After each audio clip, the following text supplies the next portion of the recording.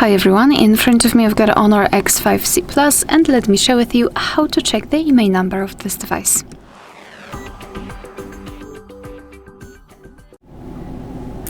So let's start with opening the dialer. We will begin with the fastest way through the secret code.